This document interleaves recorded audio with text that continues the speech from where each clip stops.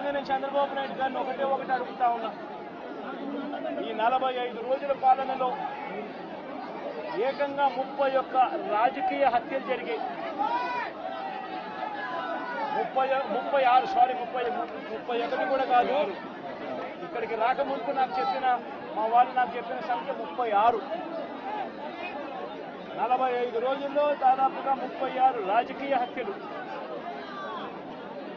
300కు పైగా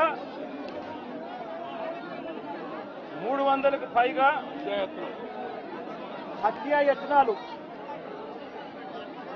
300కు పైగా హత్యాయత్నాలు. తెలుగుదేశం పార్టీ వాళ్ళ వేధింపులు భరించలేక 35 మంది ఆత్మహత్యలు చేసుకున్న పరిస్థితులు రాష్ట్రంలో ఉన్నాయి. 560 చోట్ల ప్రైవేట్ ఆస్తులను ధ్వంసం చేశారు. ఇంట్లో చొరబడుతున్నారు, ఆస్తులను ధ్వంసం చేస్తా ఉన్నారు, షాపులను కాల్చేస్తా ఉన్నారు.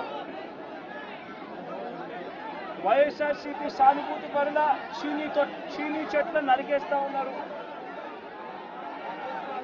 ఇటువంటి ప్రైవేట్ ఆస్తులు 560 చోట్ల ప్రైవేట్ ఆస్తులను ధ్వంసం చేశారు. 490 చోట్ల ప్రభుత్వ ఆస్తులను ధ్వంసం చేశారు. 490 చోట్ల ప్రభుత్వ ఆస్తులను ధ్వంసం చేశారు. ఇవి కాక 1000కి పైగా దౌర్జన్యాలు, దాడులు. 1000కి పైగా దౌర్జన్యాలు, దాడులు.